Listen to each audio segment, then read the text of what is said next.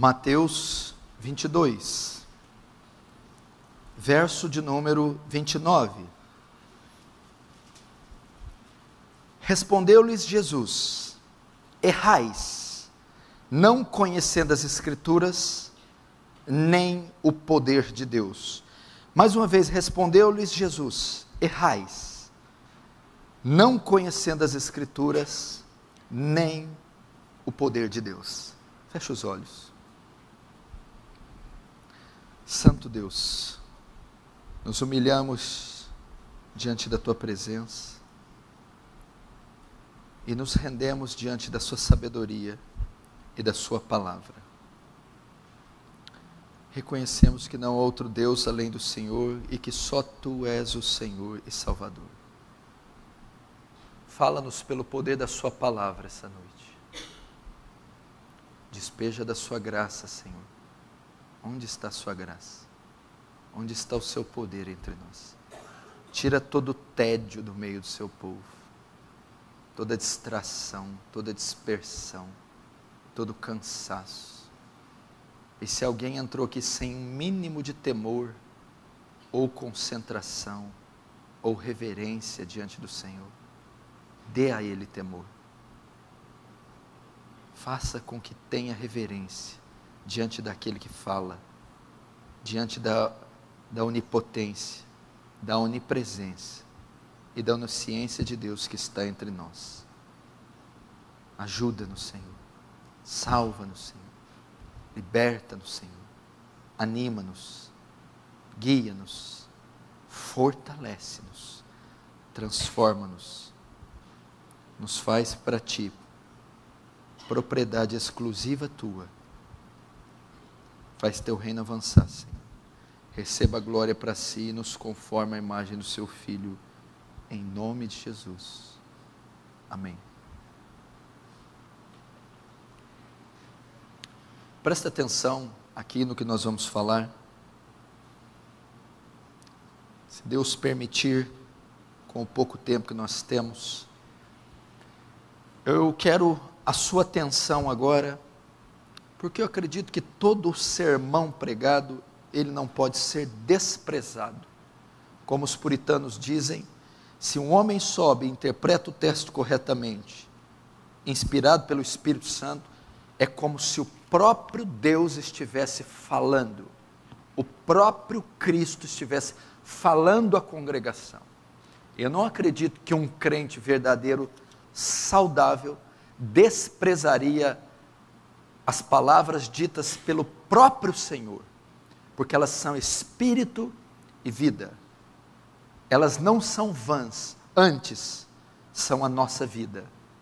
Preste atenção na palavra, que tem poder de mudar você, porque ela é mais cortante que espada de 2 fios, e penetra até juntas e medulas, alma e espírito, e é apta para discernir a intenção do coração humano. Eu quero pregar sobre a ignorância da palavra de Deus, ou um chamado ao conhecimento bíblico. Um chamado ao conhecimento bíblico.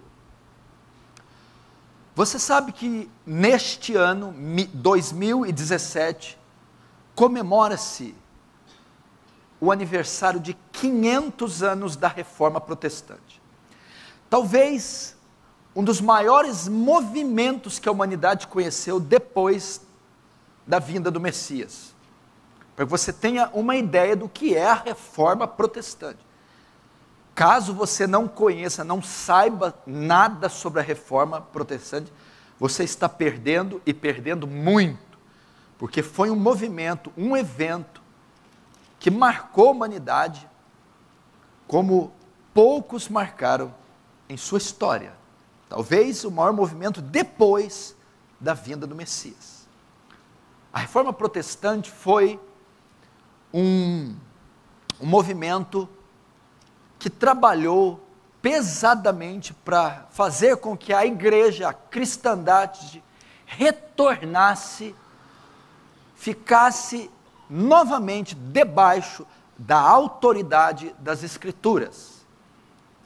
Depois de mais ou menos 1200 anos, 12 séculos de ignorância, de escuridão, de paganismo, sincretismo, idolatria, na qual a igreja cristã se submergiu, Deus usa um monge no interior da Alemanha para estudar as Escrituras, a carta de Paulo aos Romanos principalmente, e então, através dele, começa esse movimento chamado Reforma Protestante, que é fazer com que a igreja, a cristandade, fazer com que o sacerdócio volte e se submeta à autoridade das Escrituras e somente às Escrituras.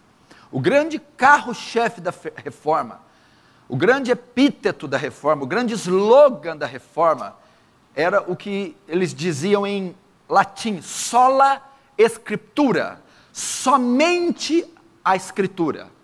É trazer tudo de baixo para a autoridade das Escrituras, porque a igreja tinha se desviado da verdade, desviado do grande fundamento que é a Escritura, para seguir ideias de homens. Ou seja, um dos períodos conhecido como um dos piores períodos da igreja de Cristo, e um dos piores períodos da humanidade, foi ali no século XII, chamado período das trevas. Durou muitos séculos esse período. Por que era chamado período das trevas? Porque as pessoas, os cidadãos foram privados do conhecimento. E as pessoas estavam afundadas numa profunda ignorância em todas as áreas. Quem detinha o poder do conhecimento era a Igreja Católica. A Igreja Católica detinha o controle das artes, da ciência, da religião, da medicina. Então, tudo que se cria, tudo que a população cria, era o que a Igreja Católica transferia a eles. E, evidentemente, para deter todo o poder e controle, tudo que as pessoas sabiam era o conhecimento em partes, distorcido. E, principalmente, o conhecimento bíblico e teológico. A Bíblia só podia ser lida pelos cardeais, pelo alto clero da Igreja Católica. A Bíblia não podia ser lida por pessoas comuns e nem era escrita na língua das pessoas. Então a ignorância em vários aspectos da sociedade e principalmente a ignorância quanto ao conhecimento de Deus. Isso resultou no chamado período das trevas, um período sombrio, um período marcado por misticismo, paganismo, crendices, idolatria e muita ignorância. Parafraseando essa frase deste homem, um grande sábio que disse: a ignorância aprisiona, mas o conhecimento liberta. Aquelas pessoas estavam todas cativas, eram todas prisioneiras. Foi um tempo de muito sofrimento, de muita dor, de muita pobreza, de muita repressão. Foi um tempo de muita... foi um momento muito trágico.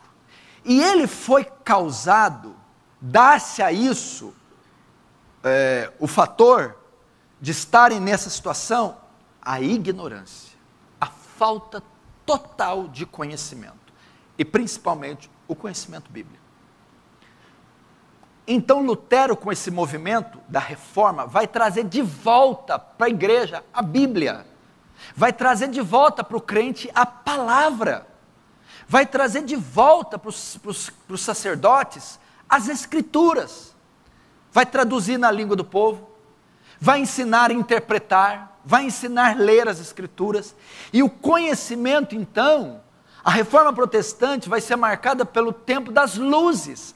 Uma vez que tempo das trevas significava ignorância completa e total, tempo das luzes significa tempo de conhecimento. Conhecimento liberta. João 8,32. Então conhecereis a verdade, as Escrituras, os atributos de Deus, a palavra. E a verdade vos libertará do quê? Da crendice, do paganismo, da idolatria, da heresia. Então o movimento da reforma foi um movimento que trouxe conhecimento às pessoas. Deu a elas o direito de se defenderem, trazendo luz a elas, através do conhecimento. E é interessante notar que 500 anos depois, nós vivemos um novo neocatolicismo. Um neocatolicismo que está fazendo a mesma coisa que os seus proponentes de 500 anos atrás. Quem detinha o poder da religião eram os papas e a Igreja Católica. Hoje, como o movimento evangélico está explodindo em todo o mundo, e principalmente na nação brasileira, eles creem que em 2022 os evangélicos serão a maior parte do contingente brasileiro. Isso está claro, está evidente, vai ser mesmo. Os evangélicos, o evangelicalismo vai engolir o catolicismo e serão a maioria daqui a alguns anos. Esse evangelicalismo predomina hoje na nação brasileira.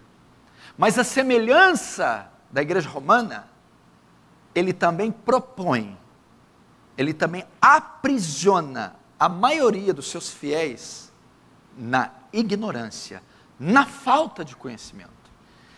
E na falta de conhecimento bíblico. Somos uma geração que possui traduções bíblicas como nenhuma outra, são centenas disponíveis para todas as classes de pessoas. Centenas de versões bíblicas, centenas de modelos de Bíblia, dos mais distintos diversos preços.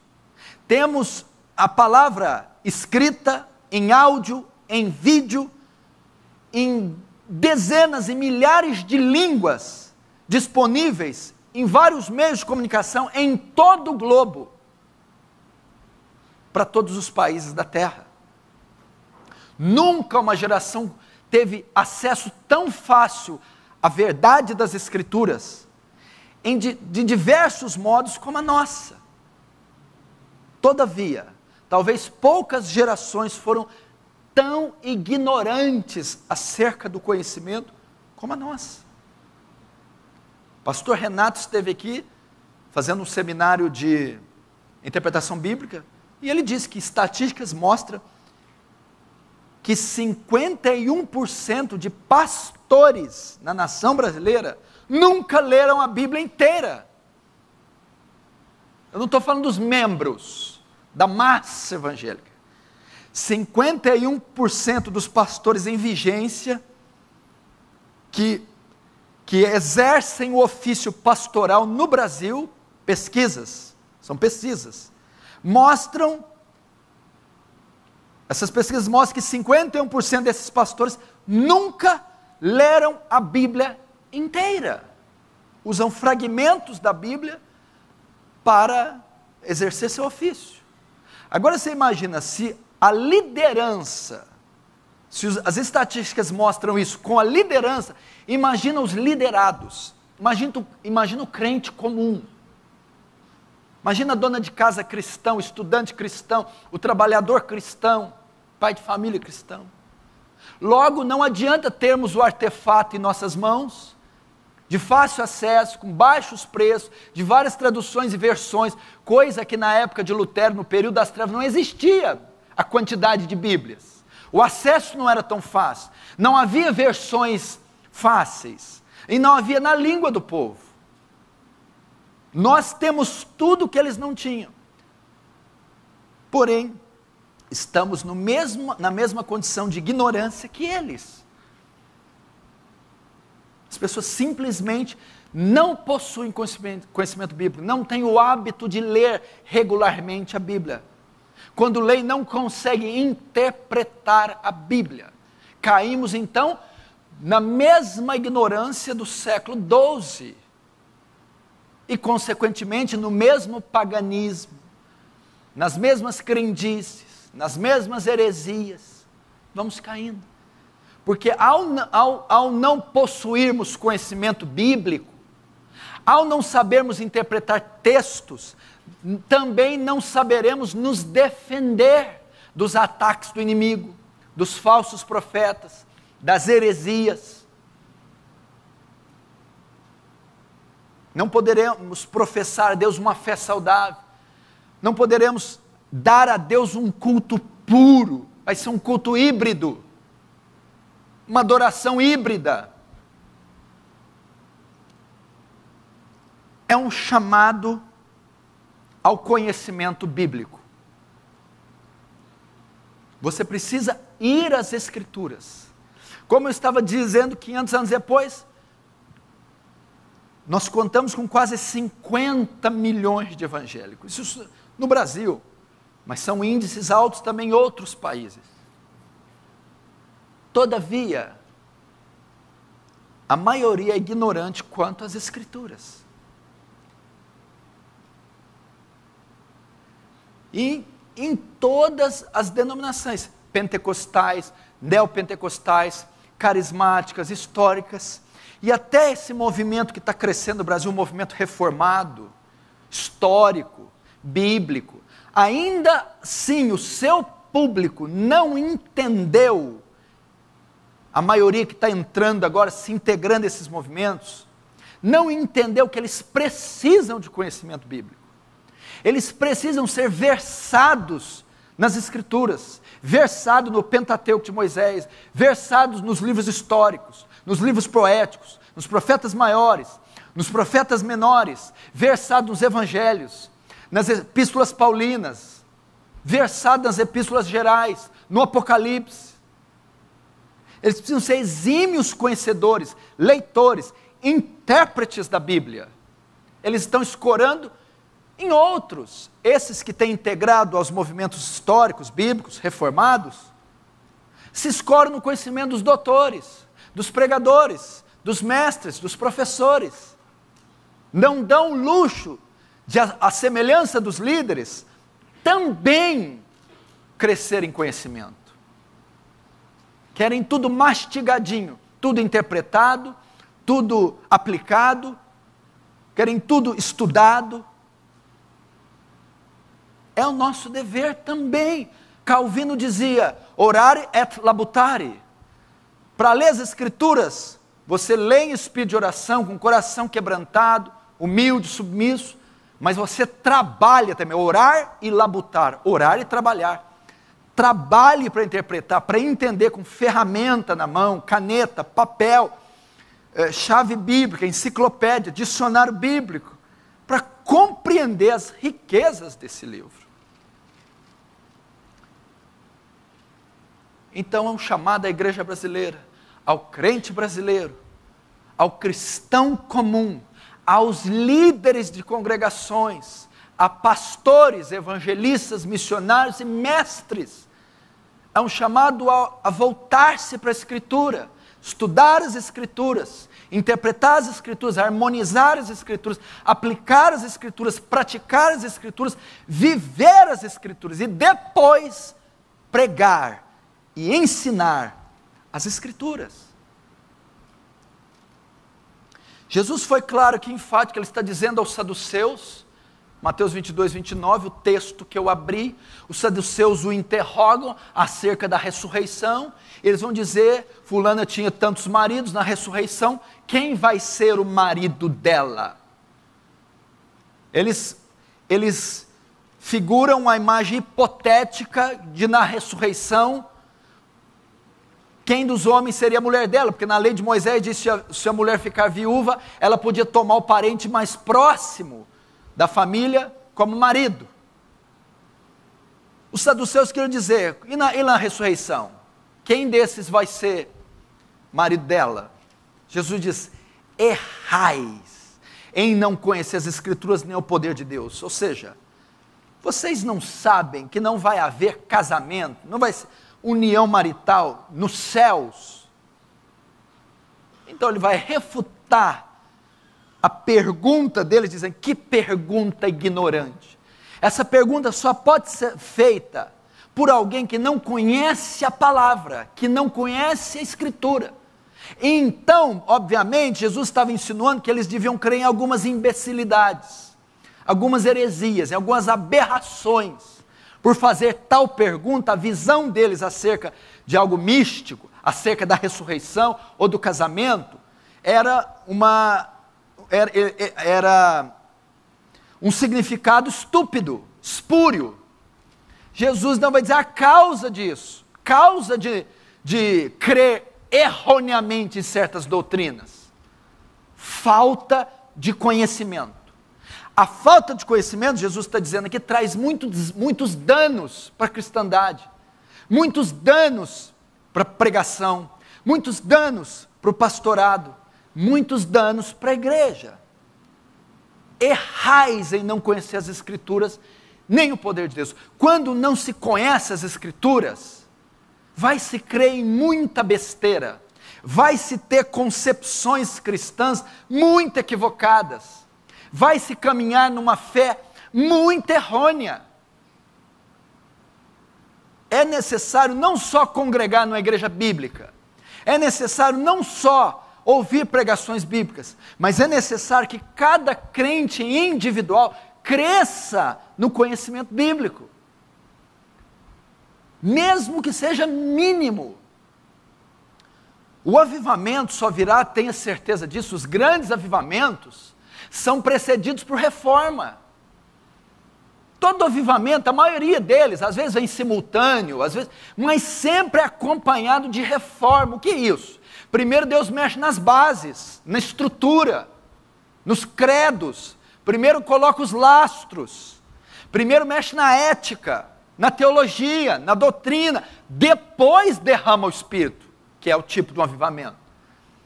Como é que Jesus vai derramar avivamento na bagunça, na heresia? É possível derramar um avivamento na igreja católica? Não.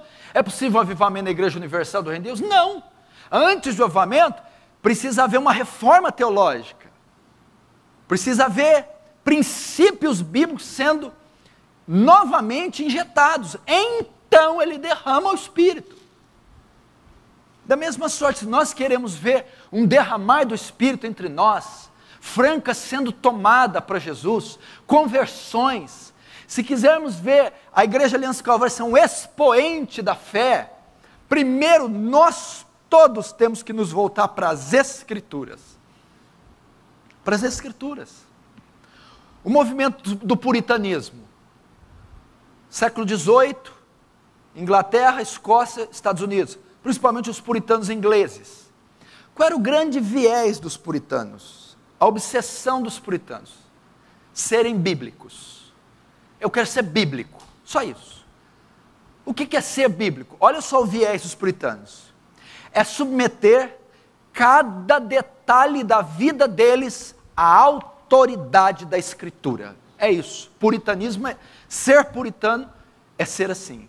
Submeter cada detalhe da vida, cada aspecto da sua vida à autoridade das Escrituras.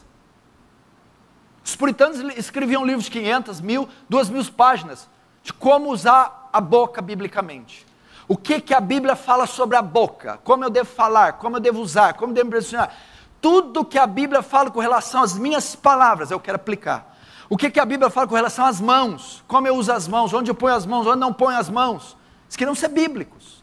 Como se vestir, como usar o dinheiro, como ser mãe, como ser pai, como ser marido, como ser esposa, como ser filho, como ser funcionário, como ser patrão, como usar o dinheiro, biblicamente, o que a Bíblia tem a dizer sobre o dinheiro, o que a Bíblia tem a dizer sobre a minha roupa, o que a Bíblia tem a dizer sobre a minha aparência, o que a Bíblia tem a dizer sobre ser pai. Então eles iam, estudavam, e interpretavam, e aplicavam. Isso é ser bíblico. Você sabe, por exemplo, que se o pai que você é, como você conduz seus filhos como pai, você sabe se está em acordo com a vontade de Deus? Você nunca vai saber, você nunca vai ser um pai bíblico, e nunca vai poder aplicar os conceitos bíblicos do que é ser pai, se você não estudar tudo o que a Bíblia fala sobre o que é ser pai. Isso é ser bíblico. E ser bíblico não é uma opção não é uma... Ser bíblico não é uma opção e não é uma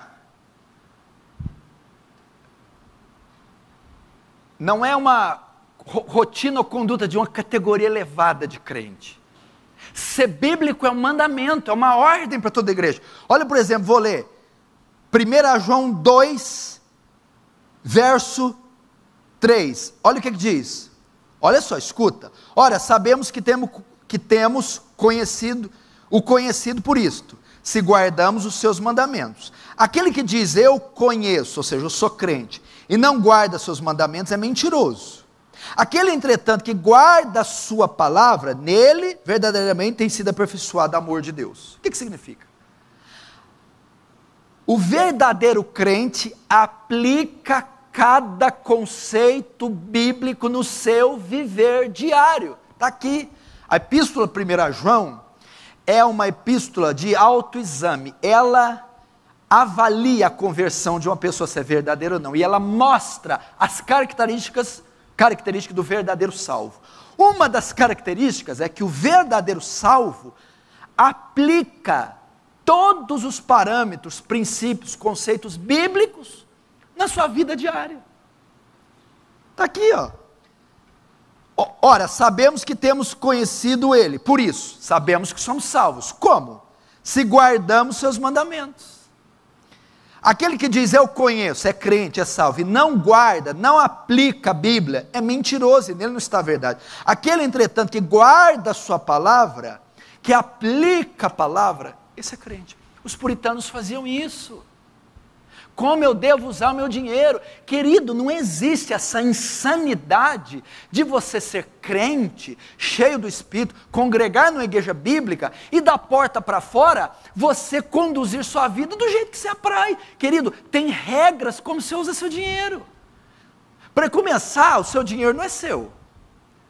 Os puritanos viam nós, a igreja, o crente, como mordomos do Senhor. O que é um mordomo?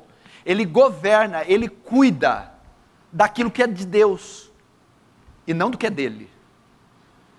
E eu vejo que ninguém está preocupado em saber biblicamente como usar o dinheiro. Como que pode ser isso? Saber biblicamente como pode usar o dinheiro. Mas o pouco dinheiro que passa na minha mão, eu dobro meus joelhos. Senhor, como eu posso fazer um uso melhor desse dinheiro?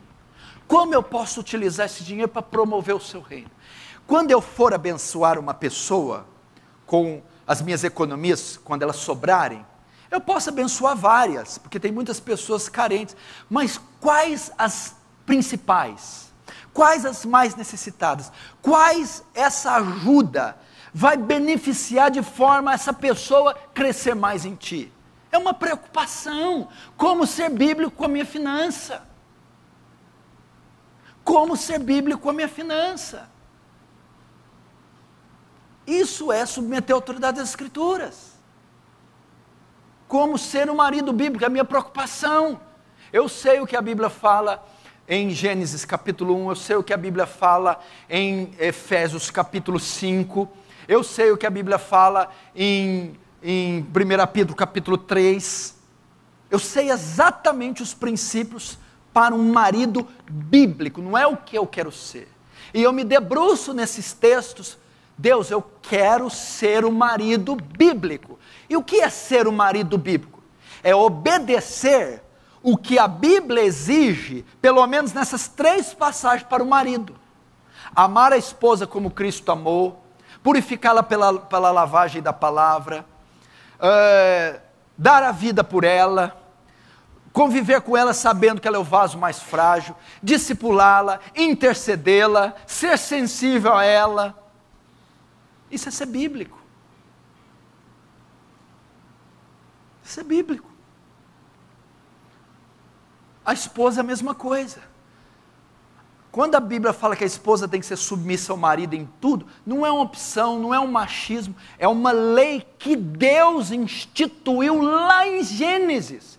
E a esposa que é bíblica, quer ser bíblica, primeiro ela vai procurar saber o que é ser bíblica, o que a Bíblia ordena para ela. E uma vez que ela sabe, que ela aprende, agora ela vai usar toda a sua energia para aplicar isso, porque ela quer ser bíblica. Ela vai submeter a vida dela à autoridade das Escrituras.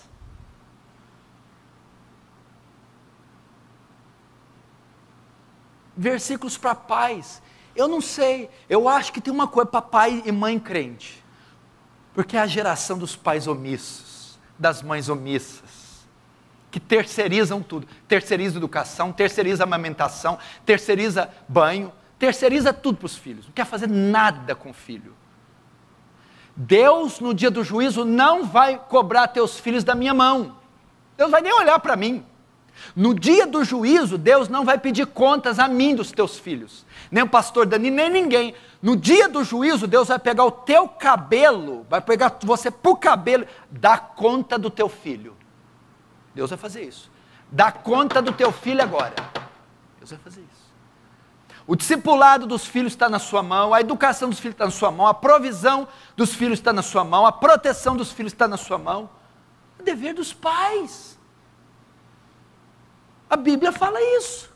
Vós, pais, não provoquei a ira dos vossos filhos. Antes, ao invés de provocar, de irritar o menino, de chamar o menino de feio, de burro, de gordinho, de humilhar, rebaixar o menino, ao invés de fazer isso, não provoquei. Antes, educai-o, discipulai-o, formai-o na doutrina e admoestação do Senhor.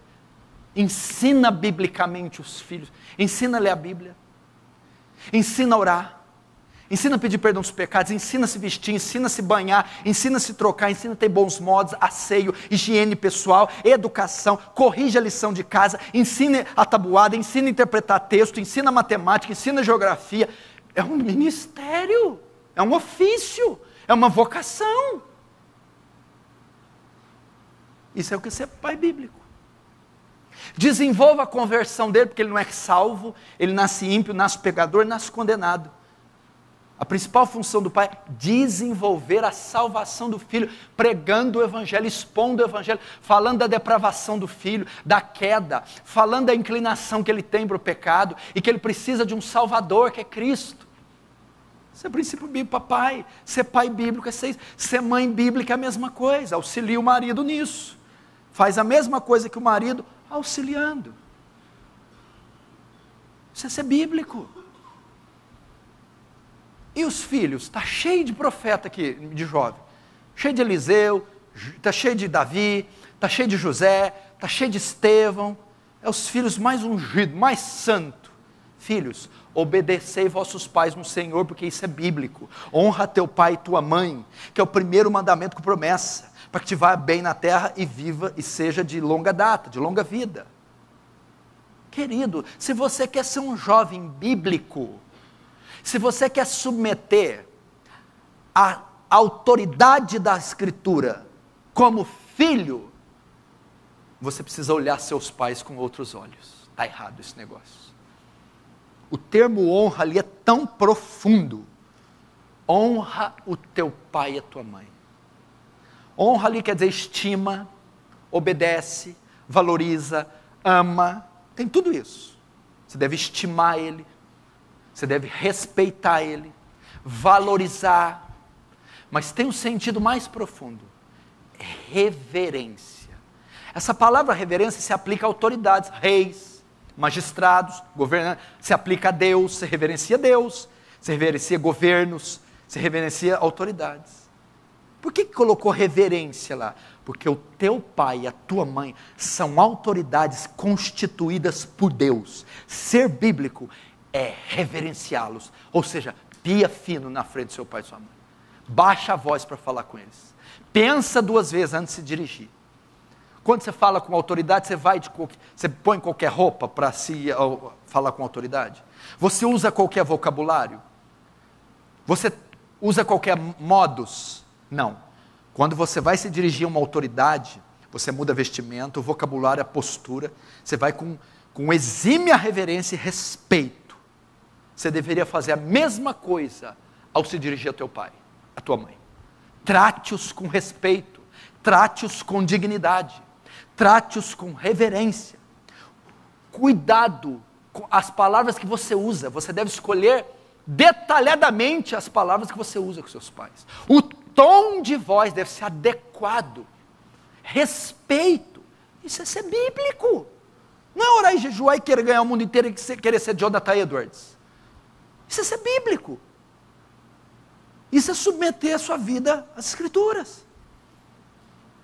Não é o que você quer, o que você acha, o que você projeta. Não, o que a Bíblia manda para os filhos, o filho bíblico vai obedecer. Isso é ser bíblico.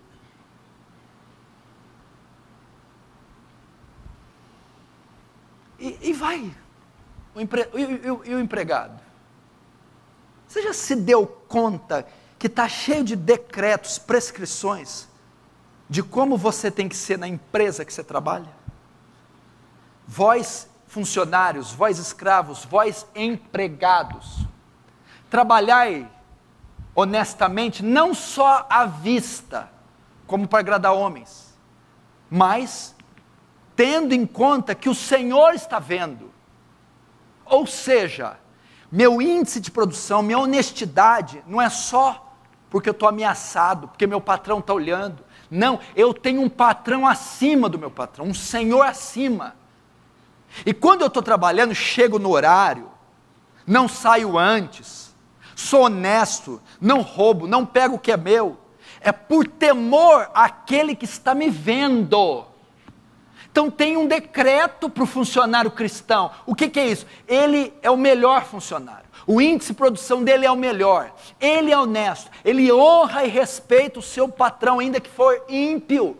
Mas ele faz isso por causa de outro que está acima do patrão dele. Deus, o Senhor. Ele não fala mal de patrão nas costas. Ele não faz corpo mole na empresa. Ele não furta, nem lesa a empresa. Ele não burla as regras da empresa, não faz nada disso, porque ele sabe que o pão dele, o salário dele, vem do Senhor. Isso é ser um funcionário bíblico. A Bíblia tem decretos para como ser funcionário, não é do jeito que eu quero.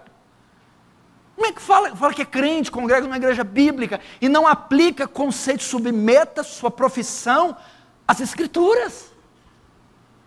Não posso fazer corpo mole, meu índice de produção tem que ser o melhor, tem que ser honesto, não tem que furtar, tem que dar bom testemunho, bom exemplo, ainda que seja uma espelunca a minha profissão, o meu local de trabalho. Anda em dia com os documentos, anda em dia com a ética da empresa, respeita as regras, a vestimenta, os horários, os colegas de trabalho, o salário que ganha. Não faz corpo mole. Cresça na empresa, seja habilidoso, independente se o cara for um canalha ou não, injusto ou não, essa é a sua função. E para patrão? A mesma coisa. A Bíblia diz para não oprimir os funcionários, a Bíblia diz para não abusar dos funcionários, a Bíblia diz para andar correto com papel, CNPJ, nota, tudo isso, a Bíblia está lá. Se eu sou um profissional liberal, se eu sou um empresário, tem prescrições bíblicas de como eu conduzo uma empresa, o salário do funcionário, a carga horária, como lido com dinheiro, como tem que estar papelada, toda a burocracia tem que estar submetida estritamente à autoridade das Escrituras. E isso é ser um patrão bíblico, um funcionário bíblico, um empresário bíblico. Qual é a sua situação junto ao governo? Os impostos, as notas. Não, assim, é só aqui domingo. Domingo eu quero um arrepio, um louvor gostoso, quero dar uma chorada. O senhor prega aquela palavra, arrepia as costas. Mas minha vidinha aqui, depois que acaba o culto, é outra coisa, pastor. A gente põe uma coisinha debaixo do tapete, só nega uma coisinha aqui, dá uma mentirinha ali, burla um aqui, compra outra aqui. Você não é bíblico. Nem sei se é crente. O crente, antes dos lucros, ele quer honrar o seu Senhor. Antes do dinheiro, da bufunfa, ele teme a Deus. Quem falou que a gente vive de dinheiro, meu camarada? Falou que dinheiro, lucro, isso tem alguma importância para nós? Nós estamos aqui para avançar o reino de Deus, meu querido, com o nosso testemunho, com a nossa pregação, com a nossa retidão. Quem que falou que dinheiro? Que dinheiro? Meu sustento vem do Senhor. Dele é o ouro e dele é a prata. Isso é ser bíblico. Isso é bíblico. Isso é bíblico. Posso usar o dinheiro do jeito que eu quero? Não, a Bíblia fala que quando eu tenho muito, eu tenho que repartir com os que não têm nada. A Bíblia fala de generosidade. A Bíblia fala para eu não acumular tesouros na terra. Tem gente que vai comprando um terreno todo mês, um terreno, outro terreno, outro terreno. A Bíblia não fala para fazer isso não. A Bíblia fala que quem tem muito reparte com o pobre. A Bíblia fala para eu não acumular tesouro na terra, mas no céu. A Bíblia me adverte sobre a avareza, sobre a ganância. Meu Deus, isso é ser bíblico. A Bíblia fala para quem trabalha demais. Está errado, a Bíblia fala. Não, minha vida é trabalhar. Não tem tempo para ler, para orar, para cuidar da esposa, do marido, dos filhos, só trabalho. A Bíblia diz que não é dessa maneira. São os gentios que buscam todas essas coisas. E vosso Pai Celestial bem sabei que necessitai de todas elas. Não preocupeis quanto à vossa vida, pelo que é a vez de comer ou beber, nem pelo vosso corpo, quanto ao que é a vez de vestir. Não é a vida mais que o alimento, nem é o corpo mais que os vestidos. A Bíblia fala para não sermos escravos do trabalho, não. Não.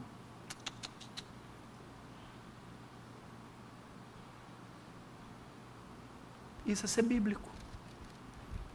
Trabalho o dia inteiro, 24 horas.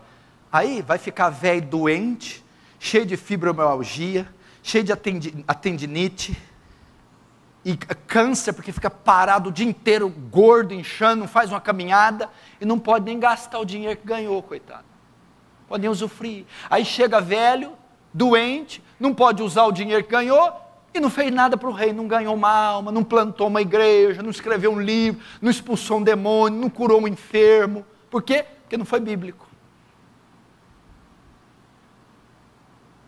E gente, isso é ser bíblico. É chegar em casa hoje desesperado e começar a folhear a Bíblia. O que a Bíblia fala a respeito do que eu estou fazendo hoje, que eu fiz ontem, que eu vou fazer amanhã, desse projeto, daquele projeto, da minha conduta. Vai para a Bíblia que ela tem a resposta. E submeta aquilo que ela falar. Isso é bíblico. Ah, pastor, eu não sei. Começa então lá na sua casa hoje. Gênesis 1:1. No princípio criou Deus os céus e a terra. Começa lá. Aí você vai achando, aos pouquinhos. E vai aplicando, e vai orando para Deus te dar graça, para você se conformar àquele texto, para você praticar aquele texto, para você viver aquele texto, e Deus vai te dar graça, você vai conseguir, e vão vir os benefícios de você fazer isso, os resultados, vai ser uma safra gorda, uma colheita enorme sobre a sua vida, por ser bíblico, por submeter a Bíblia. A Bíblia fala até da língua, meu amor, meu bem. Que a língua, pequeno membro inflamado pelo inferno, capaz de incendiar um bosque. Sabendo que ela é um membro que incendeia um bosque, Tiago vai lá e diz, portanto, seja tardio no falar e pronto no ouvir. Fala menos. No muito falar, a transgressão. Aquele que muito abre os lábios tem perturbação. Mas o que modera a boca é prudente. Me fala sobre falar. Eu fico impressionado quando eles me chamam para fazer visita. Eles me chamam para fazer visita, eu vou. Ou eles vêm aconselhar comigo. Eles não deixam eu falar. Só eles que falam. Mas o que eu estou fazendo aqui? Mas não sou eu o pastor, o profeta, o conselheiro, o homem da Bíblia. Eu não vim para ensinar. Eles não deixam eu falar. Eu fico, o que eu vim fazer aqui? Em vez de... Gente... É só olhar para a Bíblia. Paulo ficava aos pés de Gamaliel.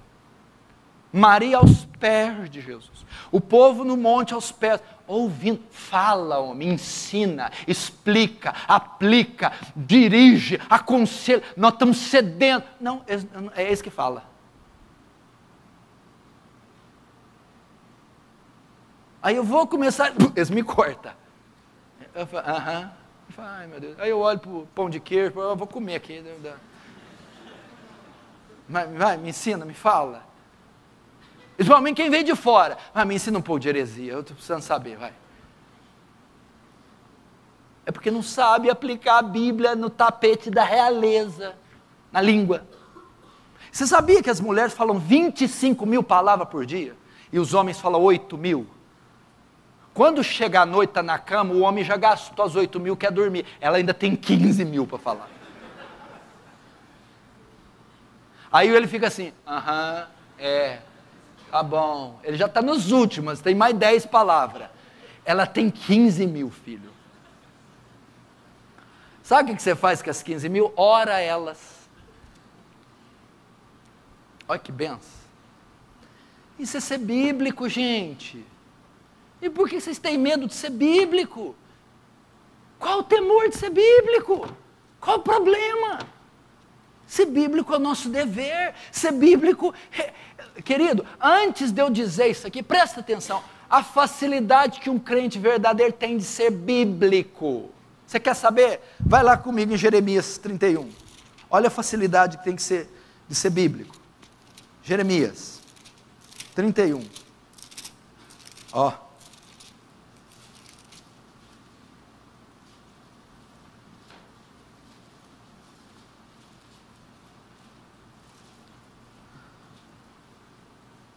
Jeremias 31, verso 31. Eis aí vem dias, diz o Senhor, que firmarei nova aliança com a casa de Israel e com a casa de Judá. Qual é essa nova aliança? É igreja, para mim e para você. 32, não conforme a aliança que fiz com seus pais, Antigo Testamento, lei, Moisés, no dia que os tomei pela mão para os tirar da terra de Egito, porquanto eles anularam a minha aliança, não obstante eu as ver desposado, diz o Senhor. 33, agora olha, porque esta é a aliança que firmarei com a casa de Israel, depois daqueles dias do Senhor, na mente lhes imprimirei as minhas leis, também no coração las escrevereis, eu serei o seu Deus, serei o meu povo. Olha o 34, não ensinará jamais cada um seu próximo, nem cada um ao seu irmão, dizendo, conheça o Senhor, porque todos me conhecerão, desde o menor até o maior deles, diz o Senhor. Até aí, olha aí, a lei, a palavra já está escrita no salvo, o salvo, eu estou falando, eis que faço uma nova aliança. Opa, a velha de Moisés, a velha, a lei era escrita onde? Tábuas de pedra. Na nova, eu vou escrever no coração. Eu vou escrever na mente, eu vou imprimir. Já está no coração do crente a palavra, já está lá. Então ele não tem dificuldade de ser bíblico.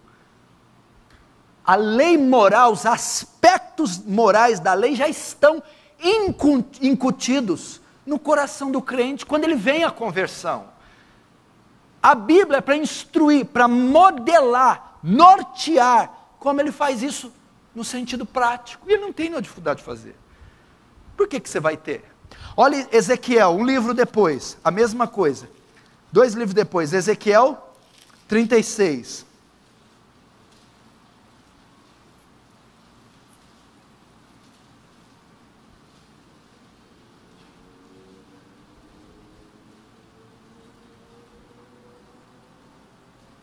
Ezequiel 36, verso 27. Porei dentro de vós o meu espírito e farei com que andeis dos meus estatutos e guardeis os meus juízos e os observeis. Olha aqui, gente, qual que é o pacote que Deus dá para o salvo? Fala aqui da nova aliança. A nova aliança é a conversão em Jesus. Colocarei o meu espírito, não é assim o salvo? Todo salvo não tem o espírito, recebe o Espírito Santo. E farei com que através do espírito obedeceis minha lei. Aplicareis a minha lei. Olha lá, andeis nos meus estatutos, prática, guardeis os meus juízos e os observeis. É oriundo do nascido de novo, está nele, é intrínseco. Ele está falando, eu farei, não depende de você, Não é você querer ou não. Eu farei, soberania. Uma vez que converteu, nasceu de novo, uma vez que o Espírito passa a habitar, automaticamente aquele crente é levado a praticar a Bíblia. Ele vai ser levado a observar os estatutos, vai ser levado a andar neles. Vai ser levado. Se você tem certa morosidade quanto a aplicar a Bíblia, se quer ter interesse de conhecê-la, se não tem nenhum desejo, está nem um pouco preocupado com o que a Bíblia diz sobre dinheiro, vestimenta, boca, marido, emprego, pode ser uma poderosa evidência que não houve conversão. Nenhuma. O ímpio tem algum interesse de aplicar a Bíblia na vida? Não tem nenhum interesse. Não tem interesse de se sujeitar à palavra de jeito nenhum. De maneira nenhuma.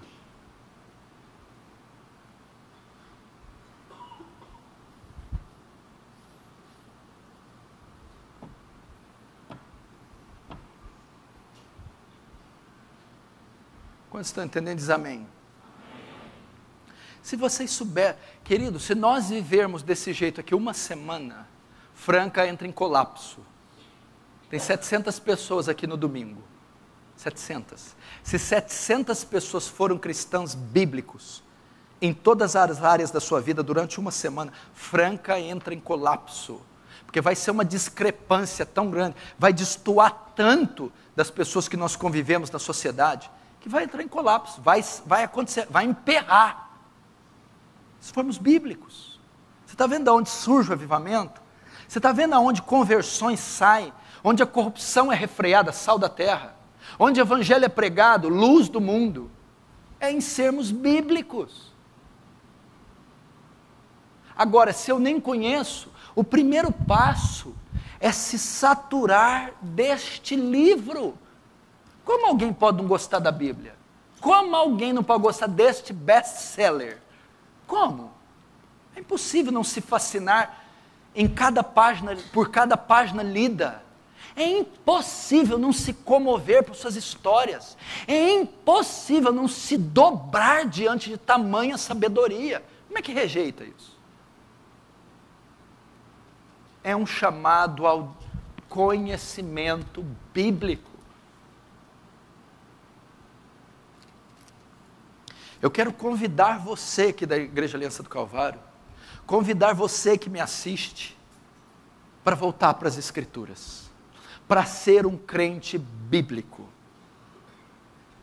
para submeter toda a sua vida, cada aspecto da sua vida, cada detalhe da sua vida, à autoridade das Escrituras.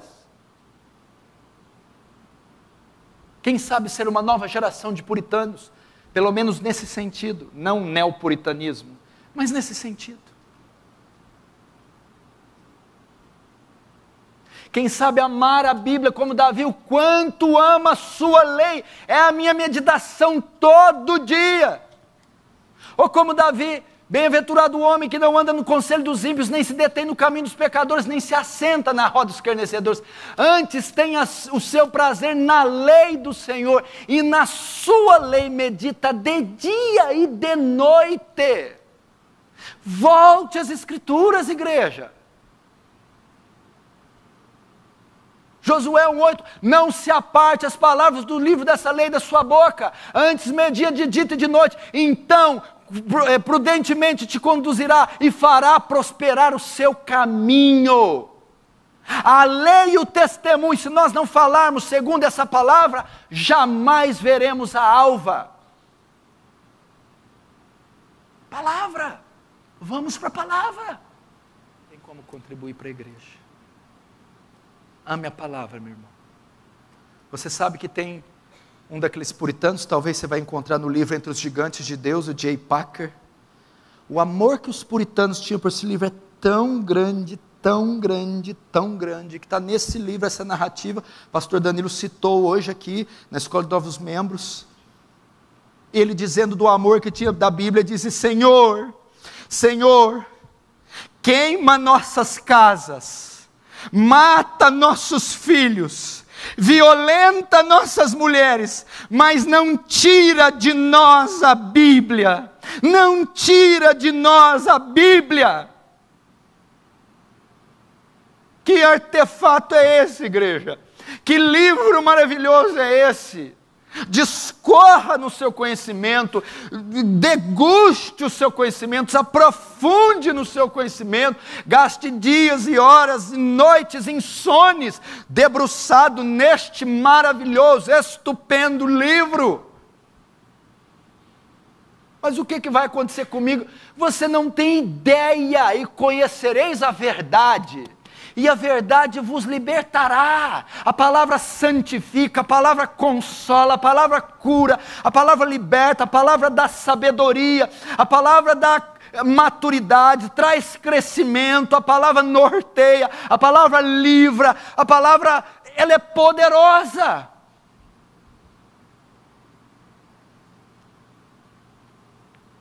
Nós teremos um avivamento se nós formos bíblicos.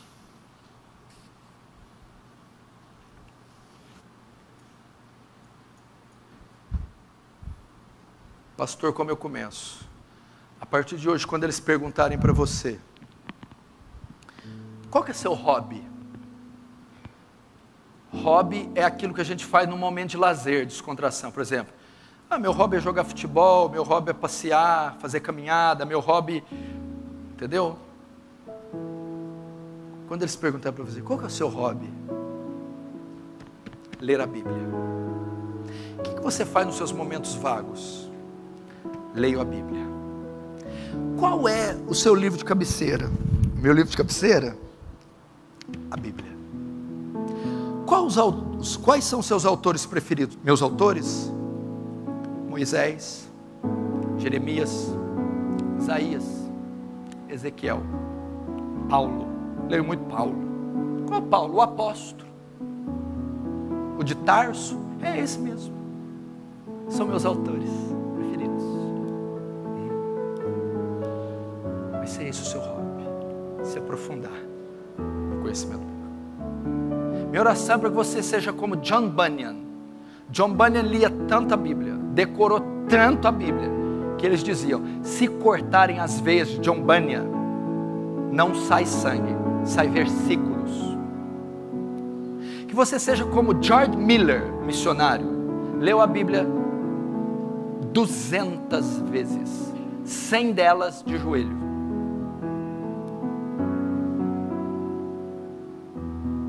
Está vendo? Feche os olhos, curva a cabeça.